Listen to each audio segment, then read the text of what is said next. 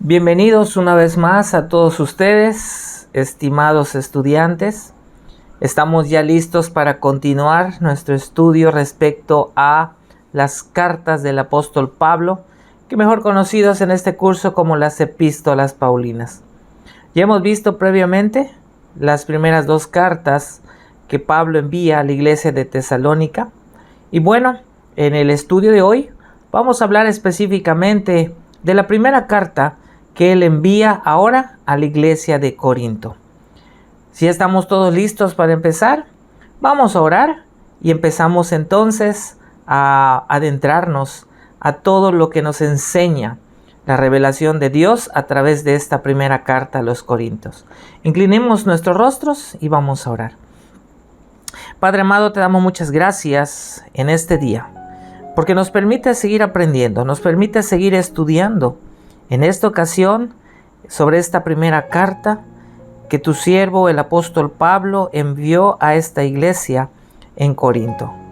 Permite que toda la enseñanza sea aplicada a nuestra vida y que también, Señor, traiga aplicaciones prácticas para que lo podamos vivir, para que lo podamos aplicar, para que lo podamos practicar todos los días de nuestra vida. Bendice a todos los estudiantes que están reunidos y oramos en este día, en el nombre de tu Hijo amado Cristo Jesús. Amén. Bueno, vamos a adentrarnos entonces a estudiar la primera carta a los Corintios. En realidad, esta carta contiene mucha enseñanza, porque esta iglesia era, quizá dentro de todas las demás iglesias a las cuales el apóstol Pablo escribió, esa era una iglesia con muchos problemas. Era una iglesia sumamente problemática. Y Pablo también escribe a los hermanos de esta iglesia, en parte para alentarlos y animarlos a seguir en su vida cristiana.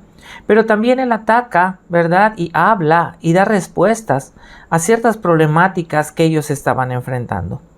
Sin embargo, vemos también en esta carta dos grandes temas que el apóstol Pablo toca, tratando obviamente de solucionar o de dar consejos para la solución de los problemas. 1 Corintios capítulo 13, que es el apóstol Pablo, va a hablar acerca de la importancia del amor que debemos tener, no solamente para con Dios, sino también para con nuestro prójimo. Y después, en el capítulo 15 de la primera carta a los Corintios, el apóstol Pablo va a enfocar su atención en tratar los asuntos relacionados con el tema de la resurrección. Así que cuando hablamos de la primera carta a los Corintios, inmediatamente en nuestra mente se hacen presentes el capítulo 13 y el capítulo 15. Bueno, siguiendo un poquito, ¿verdad?, el contexto, se nos dice a partir del libro de Hechos, ¿cómo es que Pablo llega a Corinto? Hechos capítulo 18, del versículo 1 al versículo 17. Dice: después de estas cosas, Pablo salió de Atenas y se fue a Corinto. Y halló a un judío llamado Aquila, natural del Ponto, recién venido de Italia con Priscila su mujer. Por cuanto Claudio había mandado que todos los judíos saliesen de Roma, fue a ellos.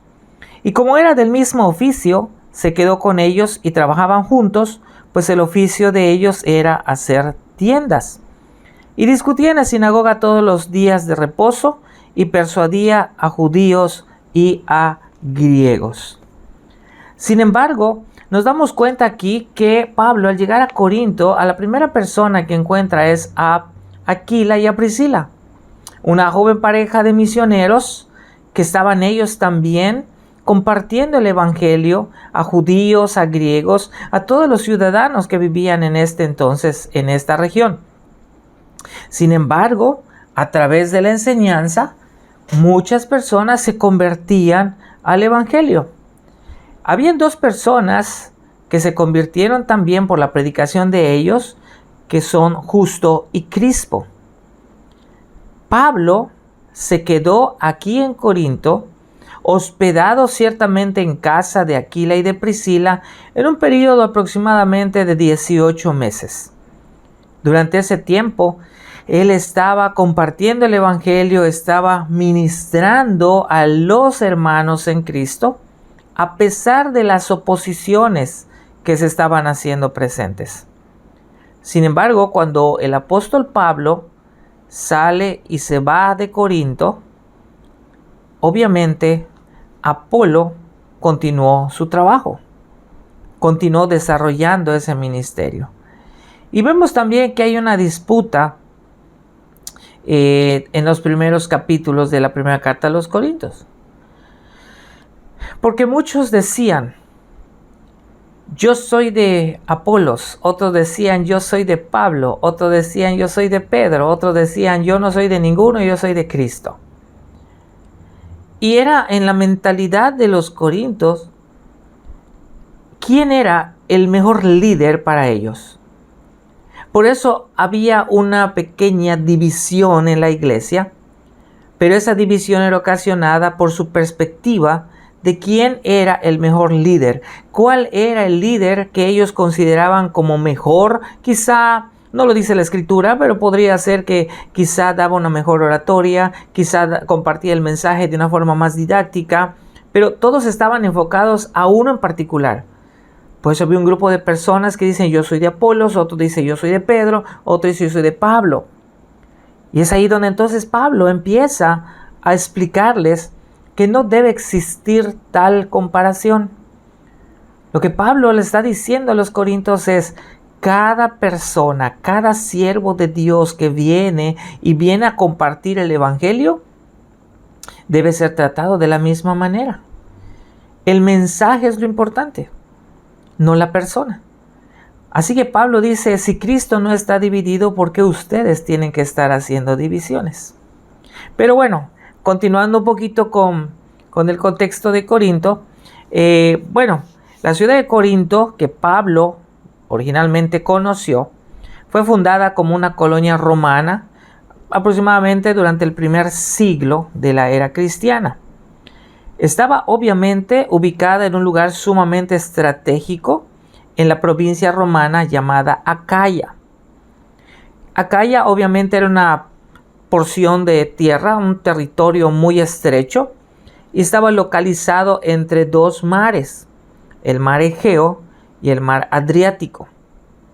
Tenía dos puertos que hacían que Corinto sea una de las rutas comerciales más importantes que podían ir del oriente hacia el occidente. Así que Corinto era una ciudad próspera. Corinto era obviamente un lugar en donde había mucha concentración de personas, en donde había mucho comercio. Y eso ocasionaba que la misma ciudad traiga no solamente una vida de lujos, sino también una vida de inmoralidad. Había una frase que decía, tú vives como un Corinto, o necesitamos vivir como un Corinto. Cuando dice la gente necesitamos vivir como un Corinto, significaba que tú tenías una vida muy inmoral, a causa de todo lo que se estaba viviendo. Por eso, allí podíamos encontrar en Corinto muchos templos paganos que estaban ubicados en esa ciudad. Habían templos paganos en donde se promovía un tipo de vida permisible, un tipo de vida que todo lo permitían. Para ellos no había nada malo. ¿Por qué? Porque en esos templos paganos, sí, de acuerdo a la historia de Corinto, estaban también presentes sacerdotisas prostitutas. Así que podemos imaginarnos la magnitud de inmoralidad que vivía en esta ciudad. Allí también uno de esos templos era dedicado y era un lugar de adoración para su diosa llamada Afrodita. En este templo, de acuerdo a la historia, este templo de Afrodita, tenía 1000 prostitutas que servían como sacerdotisas. ¿Okay? Obviamente, todo esto atraía a la gente. Y juntamente con esto, tanto comerciantes y marineros traían también otro tipo de vicios, ¿ok? Principalmente la borrachera. Entonces podemos imaginarnos cuánto trabajo podría costar el compartir el evangelio a cada una de estas personas.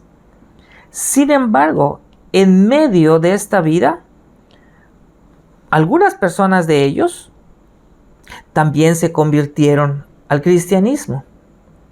Era muy probable que sean gentiles, que al escuchar se sientan atraídos por la fe de los judíos. Así que el evangelio se seguía expandiendo. Por lo tanto, Pablo, en su enseñanza, también les estuvo advirtiendo acerca de la idolatría y les recordaba constantemente a los hermanos en Corinto lo que antes habían vivido. Les recordaba la vida inmoral que ellos llevaban.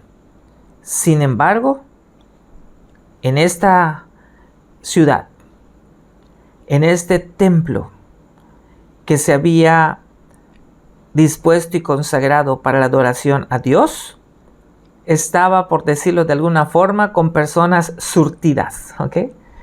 Habían judíos, habían gentiles, hombres, mujeres, había gente muy rica, pero también había gente pobre. ¿Dónde encontramos en la Biblia la fundación de la iglesia de Corinto? Bueno, lo vamos a encontrar siempre en el libro de Hechos. ¿Ok? Y regresamos otra vez al capítulo 18. En los primeros 18 versículos es que se nos empieza a relatar la fundación de esta iglesia. Al encontrarse Pablo con los misioneros que ya comentamos, que es Priscila y Aquila. Sin embargo, el hecho de que haya alguien que aceptara a Cristo como su Salvador en este lugar y que sea parte de esta iglesia a pesar del contexto y del trasfondo en que vivían, era un testimonio sumamente fuerte que tiene el poder del evangelio para cambiar y para transformar la vida de las personas. Así que podemos observar que la primera carta a los Corintios trata de problemas doctrinales, problemas éticos, que surgieron posteriormente a la fundación de la iglesia. Bueno, número 1, los cristianos empezaron a discutir entre ellos mismos sobre a cuál de los maestros, sobre a cuál de los predicadores, sobre a cuál de los líderes ellos debían ser leales. Apolos, Pedro, Pablo. También creían que los dones espectaculares eran señal de la verdadera espiritualidad. Algunos creían que no importaba lo que uno hiciera con su cuerpo, porque lo importante es lo que está dentro. Lo importante no es esto que es masa, lo importante no es esto que es físico, lo importante es lo que llevamos de una forma espiritual. Y algunos también pensaban que no era espiritual creer en la resurrección del cuerpo. No, o sea, si dices que lo más importante es lo espiritual, entonces no tiene sentido que haya una resurrección del cuerpo. Esto no es necesario. Pero habían otros cristianos que sí estaban convencidos que debían abstenerse del sexo. Incluso que no debían tener sexo aún dentro del matrimonio. Así que cada una de estos pensamientos y estas creencias llevaron a los corintios a llenarse de orgullo. Dejaron de preocuparse los unos por los otros. Dejaron de ser personas que apoyaran y que ayudaran en las necesidades de otros. Y eso hizo también que aún hermanos en la misma iglesia caigan en inmoralidad y corrieran el riesgo y el peligro de volver a la idolatría. Esta carta a los Corintios, la primera carta, está fechada aproximadamente en el año 57 después de Cristo. Aproximadamente 6 años después de que Pablo fundara la iglesia. Aparentemente esta carta es enviada por medio de Timoteo. Apolo estaba en Corinto y Pablo estaba obviamente haciendo su tercer viaje misionero. Sin embargo, hay cosas que debemos considerar. Cuando empezamos nosotros a leer la escritura, sobre todo ahora sí la primera carta a los Corintios, recordemos que siempre Pablo empieza con una salutación y después empieza ya a desarrollar el contenido y el texto de la carta. Entonces, muchos de los corintios estaban cuestionando el apostolado de Pablo. Sin embargo, Pablo, cuando escribe, él está iniciando esta carta reafirmando su autoridad apostólica. Porque era necesario que Pablo pudiera afirmar su autoridad apostólica, porque él iba a empezar a escribirles para corregir los errores y para corregir la vida que estaban llevando. Por eso Pablo dice en su salutación, Pablo, llamado a ser apóstol de Jesucristo por la voluntad de Dios. O sea, yo no soy apóstol porque quise, dice Pablo. Yo no soy apóstol porque me autonombré apóstol. Yo soy apóstol por la voluntad de Dios. Porque Él en su misericordia un día me alcanzó camino a Damasco. Ahí me encontró. Ahí me llamó. Y a partir de ese llamamiento me hizo ser instrumento en sus manos. Así que yo no soy cualquier persona que se autonombra apóstol.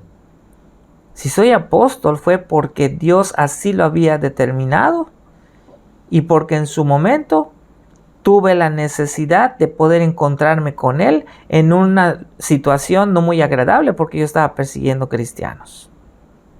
Sin embargo, Pablo empieza a hablar y les empieza a decir a los corintios que no debe existir divisiones en la iglesia.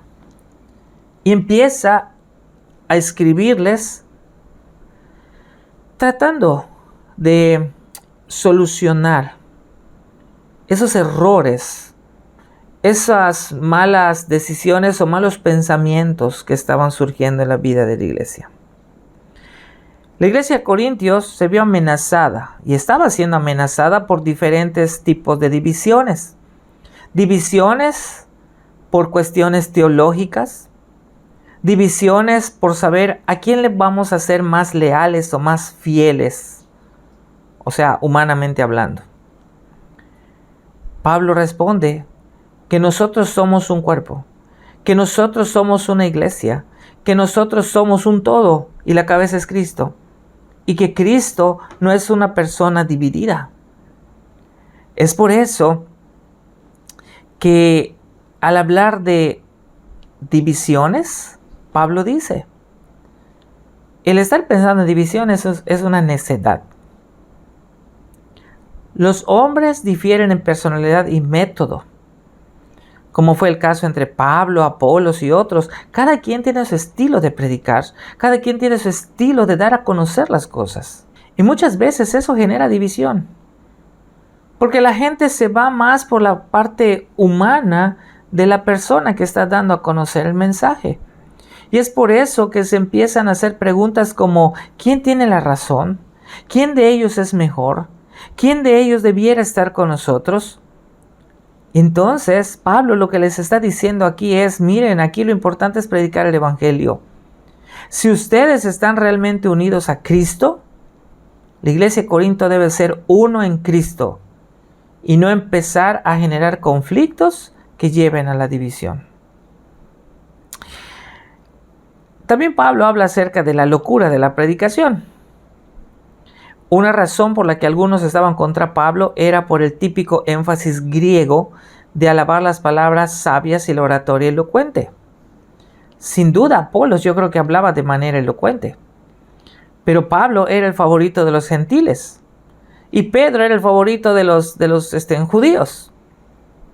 Sin embargo, no debemos perder de vista que la predicación de la palabra no es para adquirir popularidad humana.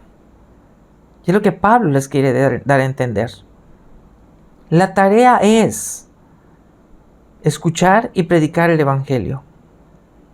Pablo decía que la predicación de la cruz debe ser simple y no debía acomodarse a los gustos carnales ni de griegos ni de judíos.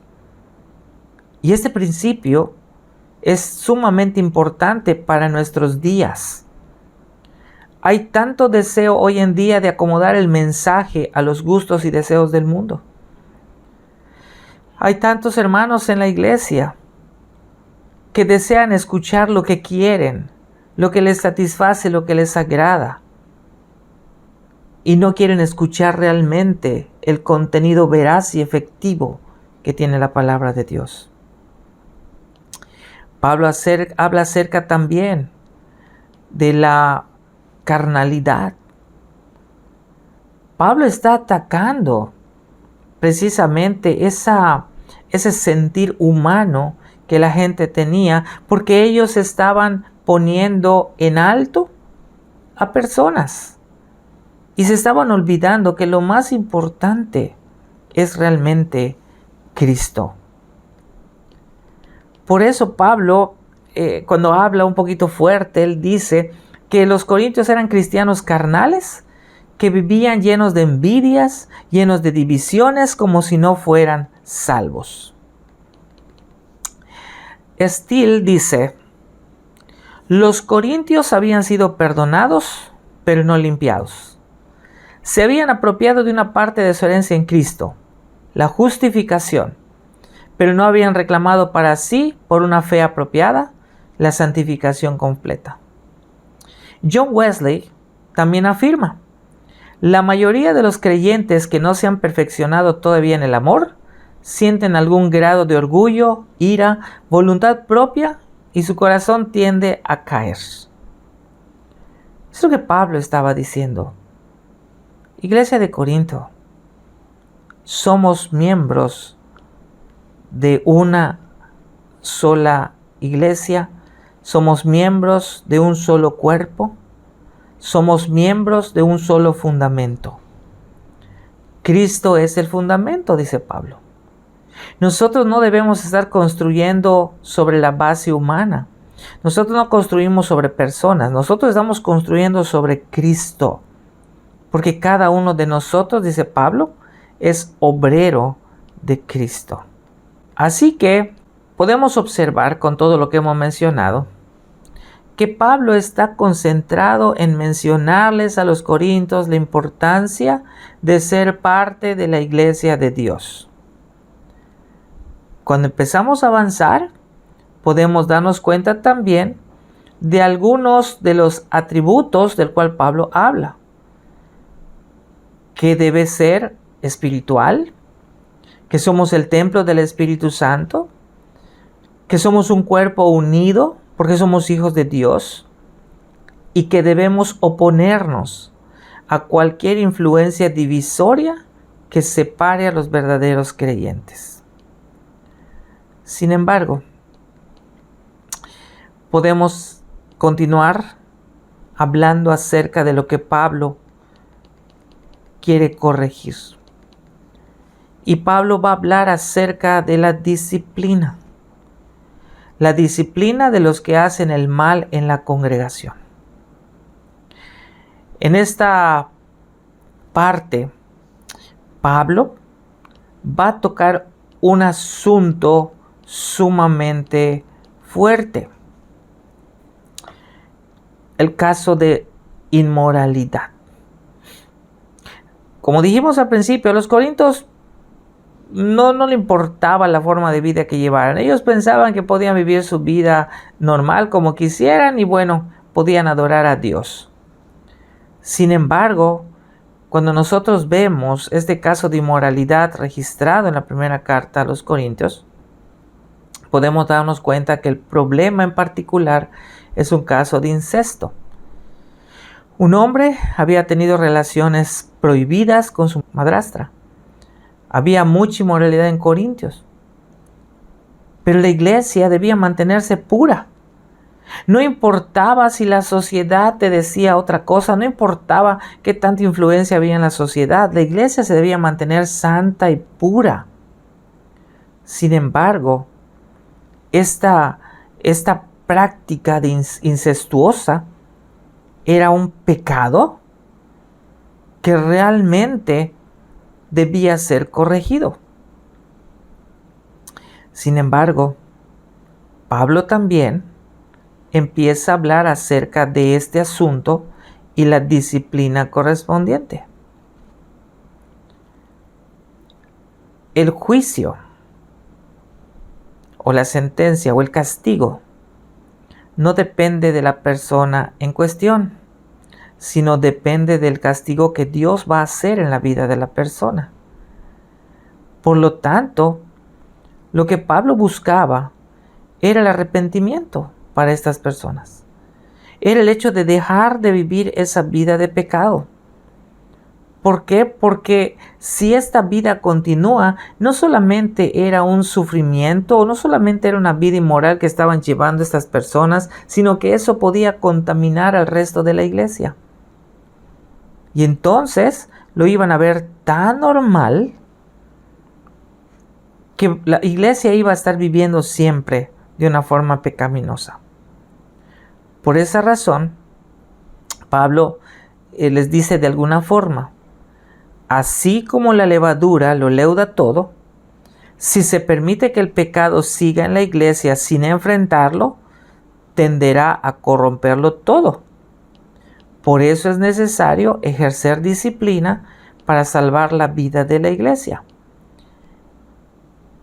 Y Pablo dice: es mejor entregar a un hombre a Satanás que echar a perder el cuerpo entero. Pablo está viendo por la salud del cuerpo de Cristo. Él está viendo que el cuerpo de Cristo se mantenga en santidad, se mantenga puros. Como iglesia de Cristo, no debemos sonreírle al pecado, sino debemos ser santos y sin mancha delante de Él, buscar que la iglesia lo sea. Si no aceptamos que existe maldad en la iglesia, y si no lidiamos con los que están fallando, pues entonces, ¿qué va a pasar? La esperanza de Pablo es que la disciplina haga que el pecador se vuelva de sus caminos, se arrepienta y que él pueda poder estar tranquilo sabiendo que el Señor ya lo ha perdonado. El propósito del cual Pablo juzga en cierto sentido y señala el pecado de esta vida incestuosa que estaba llevándose en la iglesia de Corinto era hacerles entender que la disciplina no es un castigo, sino que es parte también de la gracia para poder tener esta salvación de la persona que estaba viviendo en maldad dentro de la iglesia. Y esto era necesario a través del arrepentimiento. Por eso Pablo dice, bueno, si no se arrepiente, entréguenlo a Satanás. Bueno, también podemos entender que Pablo está diciendo en este sentido que el cuerpo de cada uno de nosotros como cristianos, que nosotros somos el templo del Espíritu Santo y por eso debemos estar viviendo en santidad. Y como somos templo del Espíritu Santo, fuimos comprados con un precio incalculable, con un precio invaluable. Así que nosotros tenemos nuestro cuerpo, tenemos nuestro espíritu o nuestra vida espiritual. Somos seres espirituales en un sentido, pero habita en nosotros el Espíritu Santo. Esa es su morada. Y la Biblia lo dice claramente. ¿Vos no sabéis que vosotros sois templos del Espíritu de Dios? Pasando a los otros temas que el apóstol Pablo menciona en esta primera carta, Pablo empieza a hablar acerca de un tema también importante, que era acerca de el cristiano y el matrimonio. Algunos corintios decían que un cristiano verdaderamente espiritual debía abstenerse de las relaciones sexuales con su pareja e incluso procurar un divorcio. En respuesta a ello, Pablo declara que las relaciones sexuales son una parte normal y santa del matrimonio, porque Dios lo hizo bueno en gran manera desde el huerto del Edén. Las parejas cristianas deben darse mutuamente plenos derechos en esta área y no divorciarse solamente por eso. Los cristianos casados con no creyentes deben permanecer casados. Los que han enviudado o están solteros tendrán menos responsabilidades en el hogar y por tanto más tiempo para poder procurar cosas espirituales si se mantienen sin casar. O sea, si es la voluntad de Dios que no se casen, pues obviamente van a estar en celibato, pero eso no está dado para todos. Sin embargo, el estado marital o social del cristiano tiene una relación intrínseca con su vida espiritual. Lo importante es vivir de acuerdo con los mandamientos de Dios. Dios tiene un propósito que cumplir: llenar toda la tierra con su imagen y su semejanza. Y esto lo hace primariamente a través del matrimonio. Pero si se da el caso de que en la vida matrimonial no puedan tener hijos para seguir extendiendo la tierra, también esto conlleva a tener hijos espirituales. Y Pablo nunca se casó. Pero cuando le preguntaban acerca de algunas personas que a través de su predicación se habían convertido al cristianismo, muchas veces él dijo: es que este es mi hijo que engendré en mis prisiones. O sea, lo di a luz en mis prisiones. O sea, Pablo no tenía una esposa ciertamente, pero sí tuvo muchos hijos espirituales.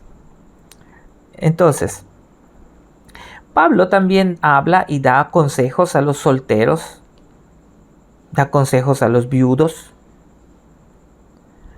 da consejo a los que enseñan que los cristianos casados debían separarse. Pablo dice que los cristianos no deben divorciarse de sus cónyuges. O sea, no tienes por qué separarte, no tienes por qué divorciarte. Eso no es el diseño de Dios, eso no es el propósito de Dios. Sin embargo, había muchos que pensaban que un cristiano debe separarse de su cónyuge pagano. Se había presentado la situación de que había cristianos que estaban deshaciendo sus hogares cuando entraban a la fe. Y Pablo declara que si vivimos vidas santas, ejercemos una influencia santa en nuestros cónyuges y demás miembros de la familia. Por nosotros, todos los demás que nos rodean son alcanzados también por las cuestiones espirituales y santas, porque es testimonio que les estamos dando. Siguiendo con lo que afirmaba John Wesley, él dijo: ahora los hijos, en lugar de ser criados por impíos, son criados por cristianos. Entonces, ¿qué es lo que nosotros vemos? Estamos viendo aquí la importancia de lo que Pablo les está enseñando a la iglesia. ¿Estás en matrimonio? Quédate allí en matrimonio. Sigue hablando Pablo en esta primera carta con respecto al ofrecimiento que se le hace a los ídolos. Y algunas lecciones que se relacionan con ellas. Ciertamente Pablo está diciendo, todo lo sacrificado a los ídolos no nos es permitido a nosotros. Si lo ofrecieron y lo vas a comer, pues obviamente no es permitido, por alguna razón.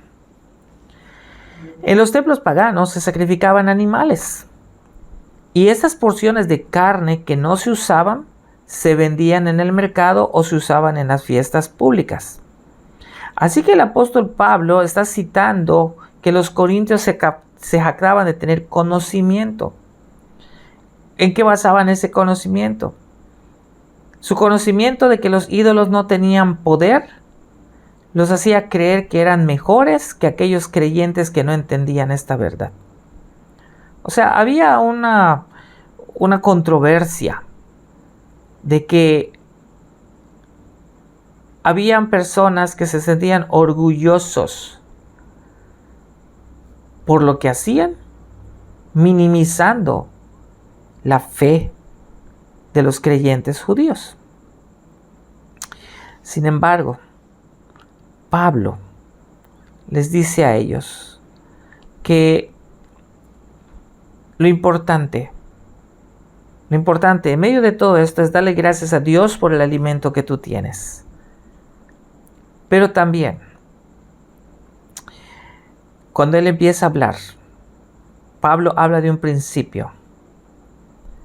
El principio importante que Pablo quiere aterrizar y quiere dar a entender es que el hermano que tiene mucho conocimiento debe actuar con amor hacia su hermano más débil, honrando su conocimiento limitado en lugar de ejercer su propia libertad. Pecamos contra el hermano cristiano si a su conciencia lo influimos en él para que viole su propia conciencia.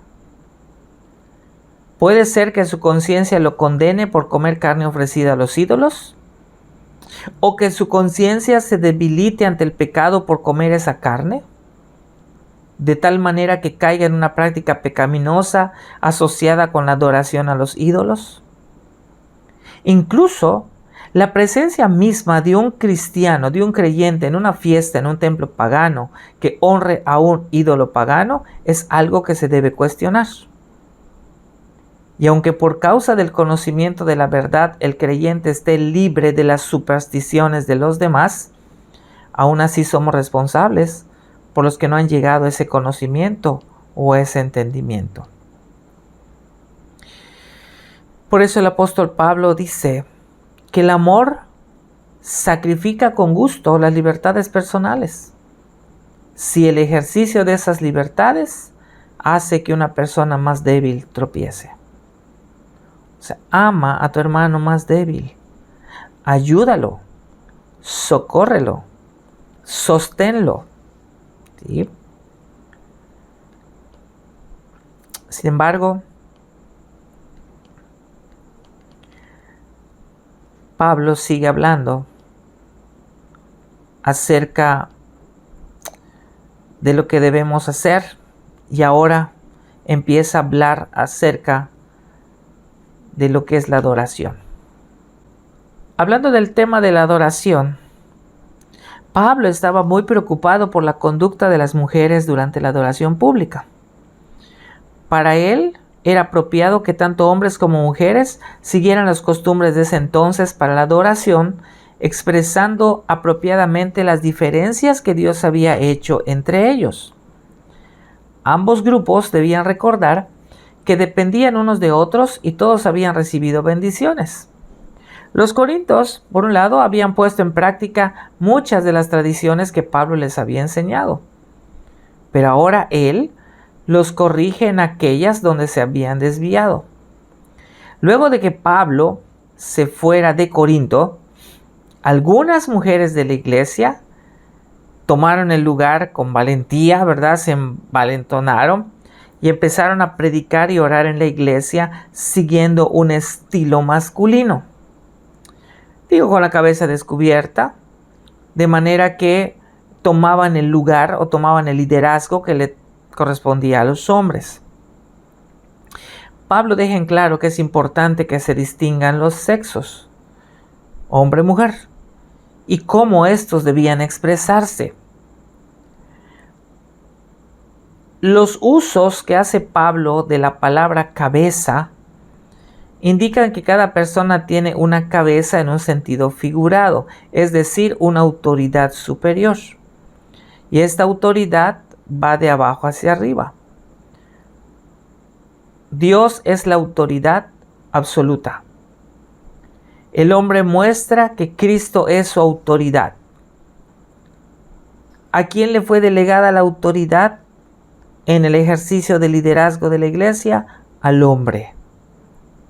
Por lo tanto, Pablo no está diciendo que las mujeres no puedan hacer algo en la vida de la iglesia, sino lo que Pablo está atacando aquí es el hecho del liderazgo, ¿sí? Es el hecho de decir, el liderazgo fue diseñado y fue delegado para los hombres. Las mujeres son el complemento, ¿sí?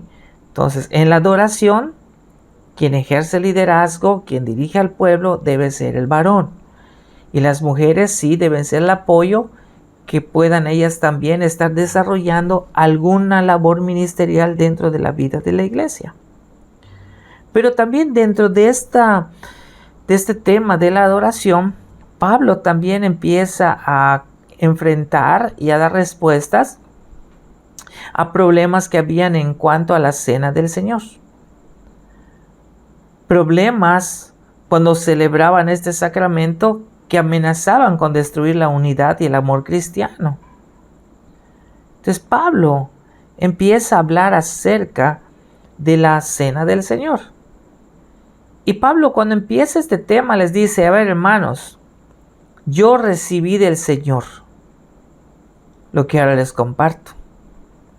¿Qué recibí del Señor? Dice Pablo. Entiendan que la cena es un sacramento y que la Santa Cena es un recordatorio de la muerte de nuestro Señor Jesucristo.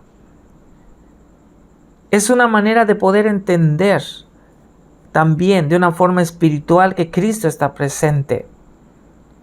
Es una buena ocasión, un buen momento para que cada uno se examine a sí mismo y se pueda arrepentir de cualquier pecado que esté haciendo o en el cual esté viviendo. Así que la Santa Cena no debe tomarse a la ligera.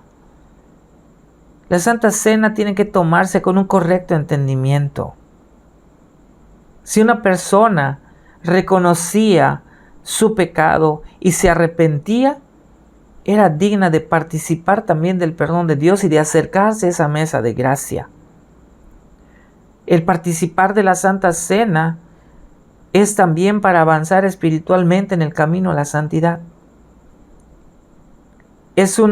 Como podemos decirlo de esta manera, la Santa Cena es un recordatorio previo que nos anticipa el día en que Cristo va a regresar. La Santa Cena no es solamente recordar el sacrificio de Cristo, sino también apunta a la segunda venida y última de nuestro Salvador. Sin embargo, algunos de los corintios no entendían eso. Ocupaban el vino para emborracharse. Algunos comían egoístamente sin preocuparse por los hermanos que tenían o no tenían alimento. Lo hacían de una forma despreocupada, sin amor. Por eso, cuando Pablo les da a conocer cómo es la Santa Cena y qué es lo que significa, antes de participar de la cena, una persona debe examinar su condición espiritual. Y a través del Espíritu Santo también poder saber si debe arrepentirse de algo que esté haciendo. Si no nos examinamos ni hacemos las correcciones necesarias, estaremos enfrentando la disciplina de Dios. El juicio de Dios está sobre nosotros como señal segura de su amor por nosotros. Cuando nos corrige, es para alejarnos de la condenación final. Los corintios debían saciar su hambre en casa y tener consideración por los demás en la iglesia. Pablo enfatizó que para ser el cuerpo de Cristo y poder participar apropiadamente de la cena del Señor, debían de mantenerse en unidad. Pero también Pablo habla acerca de los dones espirituales. El apóstol enfatiza que aunque hay diferentes dones, todos son dados por el mismo Espíritu y deben usarse en la unidad del Espíritu. Porque los dones, dice que tenemos diferentes dones, tenemos diferentes ministerios, tenemos diferentes actividades que realizar. Termina Pablo hablando acerca de los dones y ahora empieza a hablar acerca de uno de los grandes temas. Y yo pienso, eso es lo que yo pienso, que Pablo esperó llegar hasta el capítulo 13 para hablar del amor, después de haber dicho todo lo anterior, después de haber hablado acerca de los problemas que pasaba Corinto, y ahora se enfoca a hablar del amor. Pablo escribió esta porción de la escritura del capítulo 13 para mostrarles la suma importancia del amor de Dios. Este pasaje, primera carta a los Corintios 13, es uno de los capítulos más importantes de sus cartas. Y podemos decir que es una cura eficaz para las carnalidades de cualquier iglesia. Pablo hace una lista de las cosas que eran muy exaltadas en Grecia, particularmente en Corinto y en la iglesia de Corinto. Había lenguas, las cuales propiciaban un despliegue emocional que le daba fama al hablante de lenguas. También estaba presente el don de la profecía. Y Pablo dice que nada de esto tiene valor si no tienes amor. El amor es mayor que la fe. La fe nos lleva a Dios, por supuesto, que es amor. El amor es mayor que la caridad o la benevolencia. El amor es mayor que la generosidad. El amor es mayor que la benignidad. La persona puede hacer sacrificios personales hasta el punto de martirizarse. Pero esto lo puede hacer con orgullo, con vanidad. Mucha gente puede decir, yo me sacrifico porque yo amo al Señor, pero lo hace no motivado por el amor, sino motivado por un egoísmo personal. El amor, como los rayos del sol, se desdobla en muchos colores para presentar un glorioso cuadro de gracia. Paciencia, bondad, generosidad, humildad y todo lo que se dice en la Escritura. El amor es el mayor bien que hay. El amor debe ser permanente y el amor es lo que va a durar para siempre. Ahora, después de hablar del amor, Pablo sigue su escrito y finalmente empieza a hablar acerca de la resurrección. Y Pablo da por lo menos 3 pruebas de la resurrección de Cristo. Sí. La predicación del Evangelio y lo que esto conlleva. Si Cristo no resucitó, vana es nuestra predicación. El contenido del Evangelio de Pablo, que habla acerca de que Cristo es la primicia de los que durmieron. Y las infalibles pruebas de muchas personas que vieron a un Cristo resucitado. Jesús se apareció, como dice, ¿verdad?, en los evangelios, a Cefas, a los apóstoles y a más de 500. Así que muchos vieron a Cristo resucitado. Así que sí, Pablo está afirmando la resurrección de Cristo es porque es real, es verdad. Su palabra, la palabra de Dios lo dice. Porque en Corinto había mucha gente que estaba enseñando que no había tal resurrección. Pero Pablo estaba reafirmando que sí. Y esa resurrección nos trae a nosotros también esperanza. Nos trae también seguridad de que cuando la trompeta de Dios suene, los muertos en Cristo resucitarán primero. Y nosotros entonces podremos entrar a la vida eterna. Así que podemos observar, para terminar con esta primera carta a los Corintios, que el último capítulo, el 16, es un resumen con consejos que necesitaban los creyentes de Corinto. Debían velar, debían mantenerse firmes en la fe, conducirse de la forma correcta, ser fuertes y manifestar amor en todas las cosas. Pablo advierte fuertemente que quienes no muestren amor por el Señor Jesucristo serán maldecidos. Pablo les envía su amor y una bendición de la gracia de Dios. Qué amable de su parte después de todas las correcciones que ha incluido en la carta. Pablo es muy bondadoso al atacar problemas, al dar respuestas. Y las respuestas que él daba debían tener como resultado corrección, porque a través de esa corrección Dios sigue y seguirá siendo glorificado. Bien, vamos a pasar para la siguiente clase a estudiar ahora la segunda carta que Pablo les envía a la misma iglesia de Corinto. Pero por el día de hoy, espero que usted lea estos capítulos de la primera carta a los Corintios y con todo lo que hemos compartido y comentado, usted pueda también